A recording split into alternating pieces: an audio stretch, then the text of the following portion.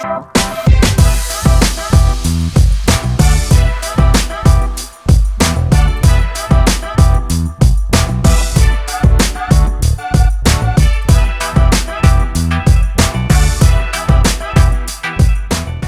up, everybody? We're here at Roots TV, Alex and Alvin. We're going to go through a bit of football, a bit of soccer for you with the Premier League. It's already that time, Al, kicking off next weekend. Thought we'd catch up, give a few of our predictions, maybe a bit better than last year. I think we got put away into the hype a bit with some of the big signings coming in, but as we do every year, like to have a bit of fun and get ready for the season. So great to see you, Al. It's been a while since we last chatted some football. Yeah, bruv, it's been a bit too long to be fair. But hey, look, we're back.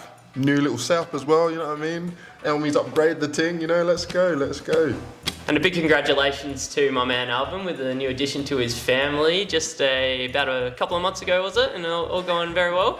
Yeah, it's, well, I say it's all gone very well. Man's just been having injuries after the little ones come through. But yeah, no, thanks, Alex. That's really nice of you. Like, it's been good. Fatherhood has definitely changed my mindset a little bit.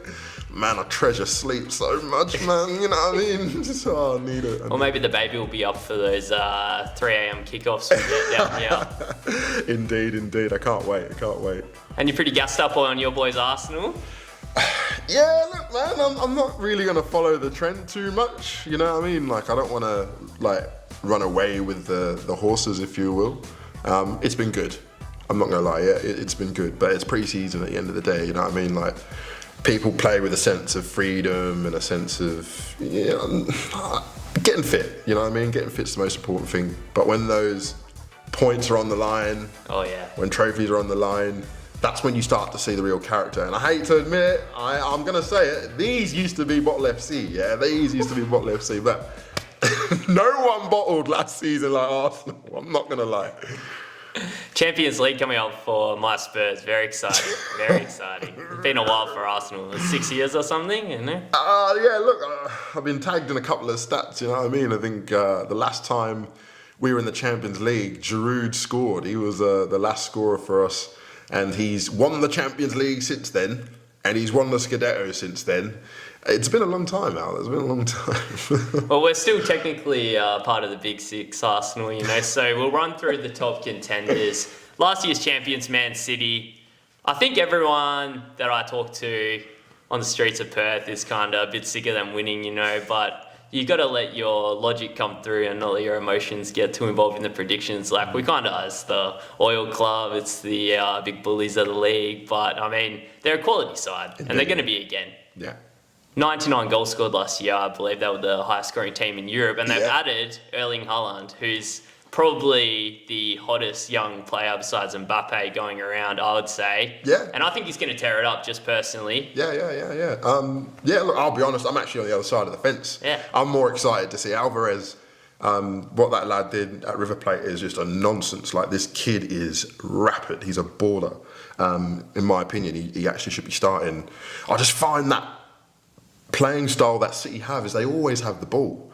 Whereas you look at that playing style that, I think he was at he wasn't at Leipzig, it was Red Bull Salzburg, wasn't it? With Jesse Marsch, and then he moved on to Dortmund. And both those teams play quite quick smash and grab, counter-attacking football. And when you're on the counter-attack, you can be very explosive, which is brilliant. But now we have to see a different side of Haaland's game, which I'm not too sure if he's got, playing off the last man, peeling his run. It's going to be different.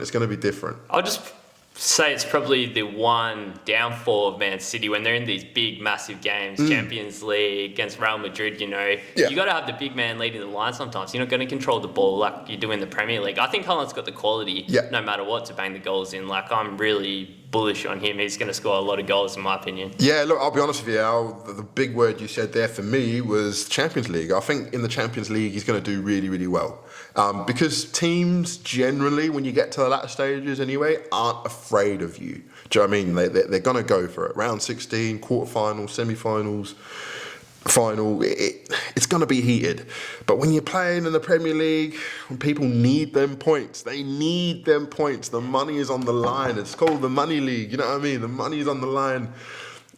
teams are going to sit off Man City, and I don't know if Haaland's got the movement Going to sit off to. and he's going to get kicked. Yeah, he's going to get. Well, I don't think the kicking. He'll do it. He's a big boy. I don't know if he's got them runs playing against teams that play real deep. The pressure is on Man City to deliver the Champions League. You know, they've been so close for Yes. a number of years now. Yes. Pep Guardiola, he plays these games in his own head. It seems like, you know, he's bottled it almost with the resources they've got. Hey, say You it wanna out. be criticising- Say it with your chest, bro. They have bottled it. They have complete what was it? 4-2 up against Real Madrid. Madness. I mean, don't get me wrong. I'm not trying to take anything from Madrid. Yeah, these man them are on a different level. Like they are just, you know, Modric underrated, Benzema underrated. Do you know what I mean? But come on, 4-2, close the game out. I didn't personally have Real Madrid contending for the Champions League last year. Yeah, but it's neither did just Jamie Carragher. The winning mentality, man. It was just freakish how they came over the top. So this pressure is on Man City big time to deliver that European Cup because he's got all the resources in the world. 100%, 100%. You know what I like that you said there is it's just about the whole concept of Madrid just being that machine. And what I love, which I kind of thought was gone from modern day football, is remembering like who you are. Like you're Real Madrid, do you know what I mean? Like, and I think they went into every game, regardless if they were playing well or not. In that next game, we are Madrid. We are going to win. That's what we do, and they proved it. 100%, man. For me, Man City is hard to look past as the title favourites in Title the Premier favourites? League. You got them? I'm going with that early off the top because they are so strong. They let players leave who would walk into almost any other starting 11. Like, you don't want to be here, that's fine. Raheem Sterling's gone to Chelsea. Yep, that's a big signing for Chelsea. It's a big signing for Chelsea yeah. because...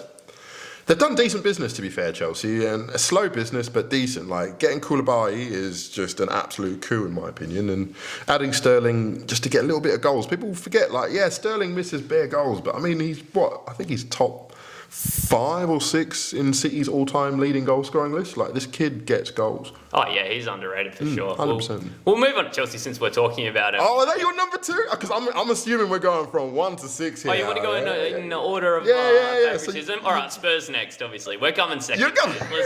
Let's go. Best transfer window we have had in my memory. 6 new signings in. Way. Perisic, absolute baller. Machine. Baller, but older, but baller. Crosses. Yeah. Goals. Yeah. Strength. Yeah. Power.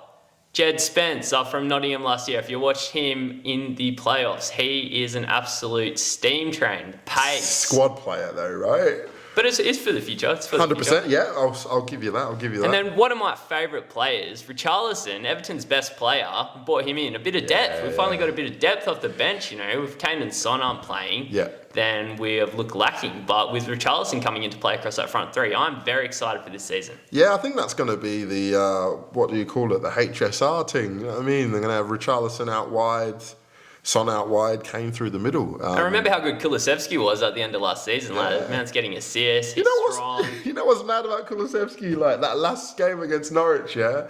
I thought he was going to bag that goal, went round the keeper. Everyone's like, pass it to Son, pass it to Son. I was watching a pod or a interview with Kulusevski with one of his mates in Sweden, and I was just like, man, I thought he was going to just whip that into the goal, but he tried to set Son up. But hey, man, shout out to that guy, man. He's an absolute baller. And probably the best song in the Premier League, I'd say, best new song. Gimme a ginger from Sweden. He came from Juventus and he plays on the wing. Hey, man, someone needs to sign this boy up, man. Let's get him in the studio, you know what I mean? Help me, you know anyone that can get this lad on the radio, man. Hey, look, that's a decent song. Look, I'm not going to lie, but I mean, when you got someone like Xhaka and Saka, I mean, they're all rhymes there, really. I think we got the best song in the league. But I'm only half joking about Spurs being my second favourite. Yeah, no, but I reckon we're going to push on. Who is your second, though? Let's go for real. Who is your second? Logically, it's got to be Liverpool. They've taken home the Community Shield last night. I mean, it's a bit of a fluff trophy, but it was a strong performance. Really? And Darwin Nunez, is it Nunez or Nunez? I'm not sure. I'd say I heard Nunez on the that's probably Spanish highlight I saw. Yeah, man. Shout out to the Ola podcast down at Roots TV, man. We need to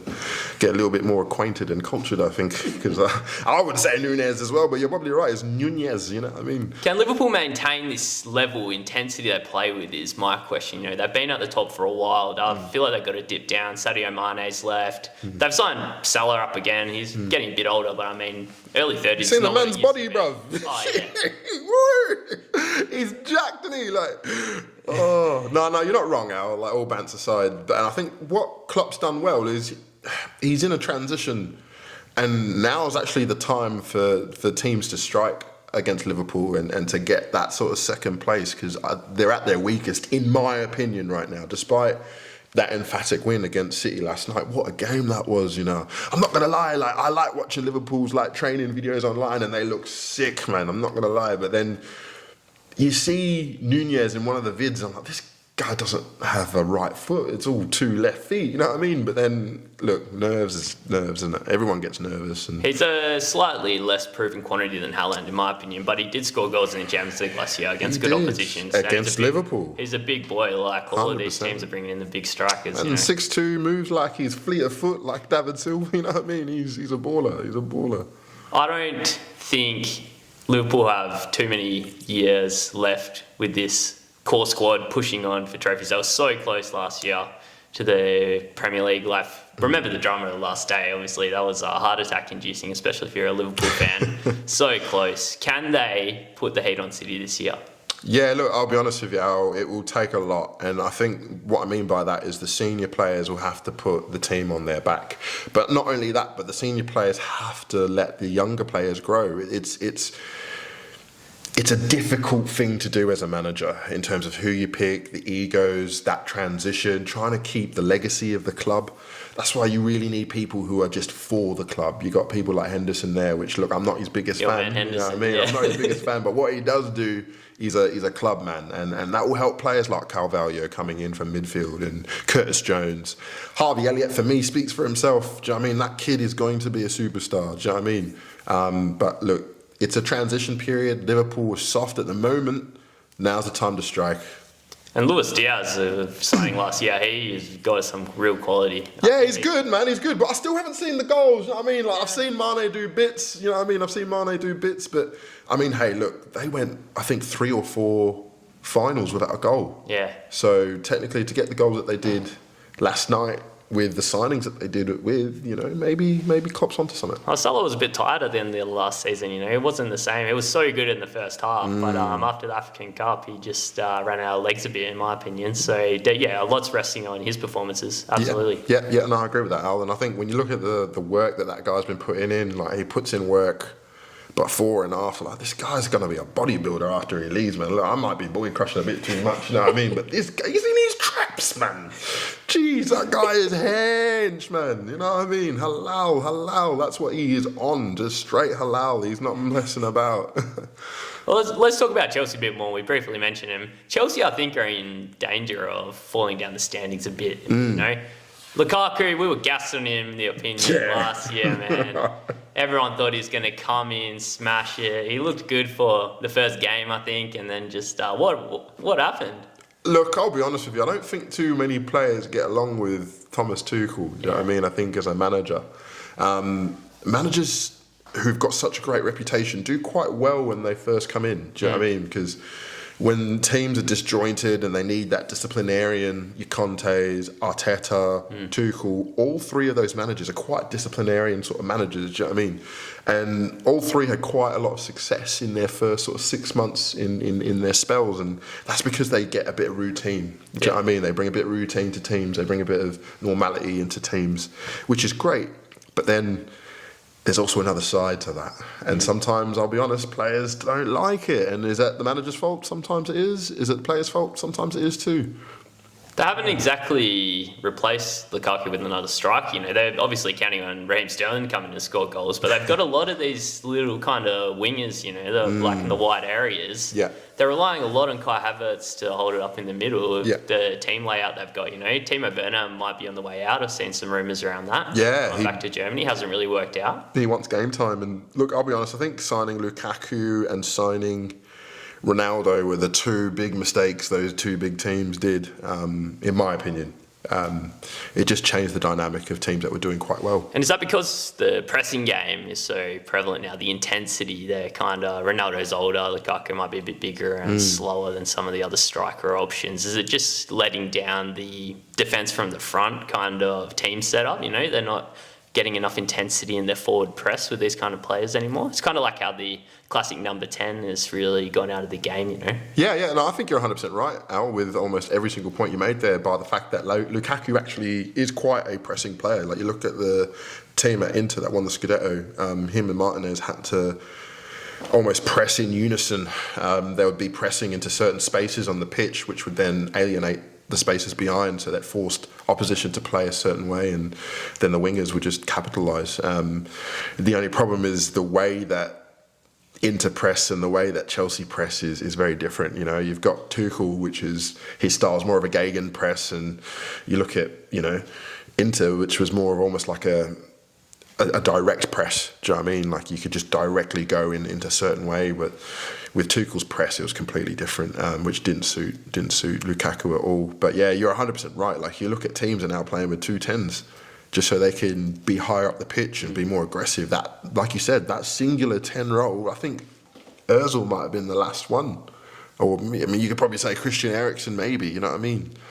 Great 10s, I should say, in the Premier League. But yeah, look, it'll be interesting. So going back to the predictions, you've got City at first, you've got Liverpool at second, and then you're bumping Chelsea third? Well, as I said, I'm pretty up and about on Spurs' chances, but I mean, Chelsea always up there with their previous ownership regime. We've got to talk about that too. It's been a big change for them. Like, they were one of these almost state-funded, unlimited money type of clubs. They've had the change of owner. Abramovich has left. So it's going to be interesting if they're not just able to pump money into the transfer market like they have previously to sustain their success. Yeah. And I think that's a big thing that's causing a lot of players to leave, which is a bit strange. Some of these Chelsea players going to Barca, it's like going from one sinking ship to another sinking ship, you know what I mean? It's almost their whole back four's almost left. Thiago Silva's still there, but a lot of players out. 100%. But yeah, look, I'll be honest with you, Al. Actually, no, I'll wait to give the rest of my predictions. But who have you got for fourth then? I am worried about Arsenal, I'm honest. Like, I feel like they're a very young squad. Arteta's getting ideas together. You've got a couple of nice handouts from Man City, where he used to be the assistant manager. Some would say connections, but you know what I mean? Yeah, some little discounts. Gabriel Jesus, I should say. He's a quality player. He's going to score goals. Yeah, so you got Arsenal at fourth? This stage, I think Spurs come third, Arsenal fourth. Yeah, okay, wow, that's a big one. And then who you got for fifth? Man United is going to be interesting. Who knows how it's going to go in the first season for Ten Hag. We'll talk about Man United in a minute with the squad preview. Chelsea, I think, are going to drop their level a bit. I'd probably have them in for fifth at the moment, and United at sixth. Sweet. So I guess going on to the juggernaut that is United, the man that's been out here like Akon, you know what I mean? He locked up, and he locked up, man, like CR7. He can't let me out. You know what I'm saying?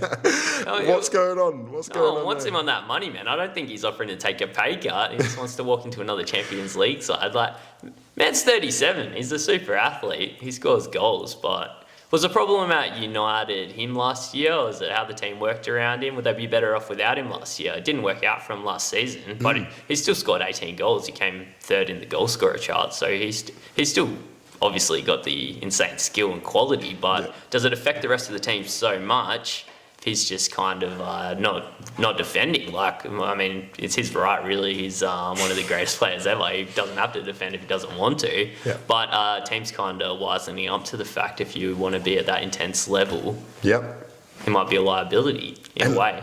Thank you for saying this. I've been saying it from the get-go, right? If you follow, you know, the TFR, go back onto them videos there, and look, I was saying I didn't think United signing CR7 was the right idea, and I stand by that.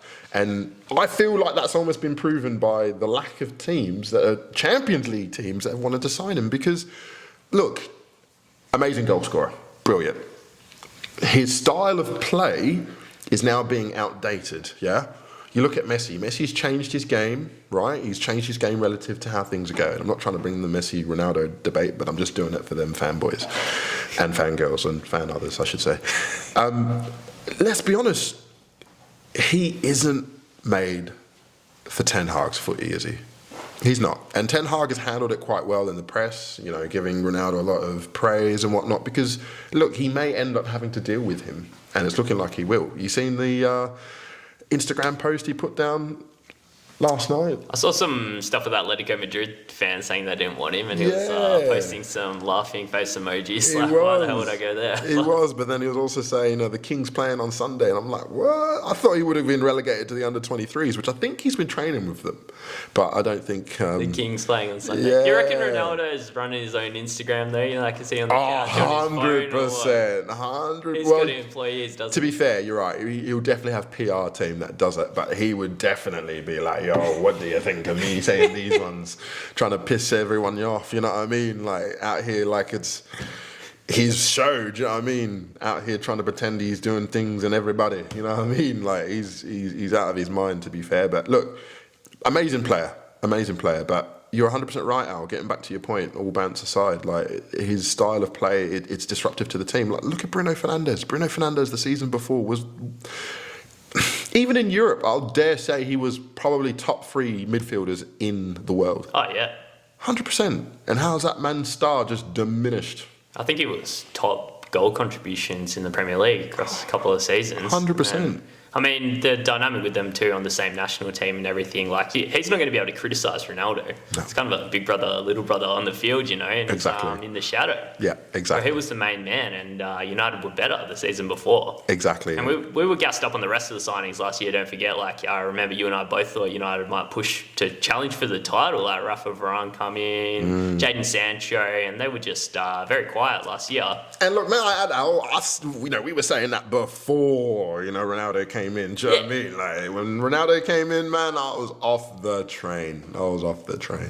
Jadon Sancho has obviously got bags of quality. Like, if he can press on and show some of his form that he used to play like at Dortmund, that could be a big help for United. Yeah, 100%. And I think looking at where football's going now, the front three interchangeable is becoming really, really popular. And seeing Martial, Sancho, Rashford, that could be the front three going forward. What was up with Rashford last year? He was just bad. Yeah, look, I'll be honest. I don't know why people kind of hang on some of these young players for having bad seasons. You know what I mean? Like, don't get me wrong, he's getting in towards his prime of his career, but he played under a manager that didn't like him. Yeah. Like, let's be honest, it happens. Lukaku went from scoring bags of goals in Serie A to playing in a team where the manager didn't really fancy him. And sometimes that's just life, sometimes that's just football, isn't it? What's your thoughts on United's chances this year, ultimately, though? Have they strengthened enough? Is Ten Hag going to be able to implement his ideas? Like, we've seen it's a difficult squad to work with, Yeah. Rangnick wasn't able to put his impact on. Yeah, not going to lie. Against the smaller teams, United are going to, rack up goals. And I'll be honest, against the smaller teams, United may even score more goals than the bigger teams, if you will, or the more favoured teams, if you will. Before them United fans stab me in there. But against the big teams, I can't see them doing well. Because again, like Liverpool, in fact, more so than Liverpool, they're in transition. New manager, new players. Unless this Martinez is pinging balls like he does in the Eredivisie, which he will, but unless he's doing that on a more consistent basis, I can't really see them getting above sixth. United's pretty much been in transition since Fergie left, you could almost say, and the fans are not used to not winning a trophy for this long. They're got to be chomping at the bit to get their hands on some silverware. To be fair, I don't know what happens at United. It's almost a bit of a curse, do you know what I mean? If Ten Hag gets second place, guaranteed he's gone. Ole, second place, gone. Yeah. Mourinho, second place, gone. Look, as long as United don't get second, he's all right. And what's your thoughts on Harry Maguire? Like, are you buying into all this clowning that's happening on United's captain? It's quite crazy for me to see how the fan base is at his throat. You got to support your captain. Yeah. Harry Maguire does have quality. He does. And I'll be honest, he's not technically the best footballer, but what he does in other parts of the game gets overlooked quite a lot, and he's a brave man, which, being a defender and a goalkeeper, that's like the number one thing you need. Is he mobile? No. Has he been working on that? Yes. Do I believe it's fair what the fans are doing? The fans that are upset with his performances, no. But the clowning, going to his yard, threatening his family, like that's a nonsense for me. Even the abuse that he's getting online.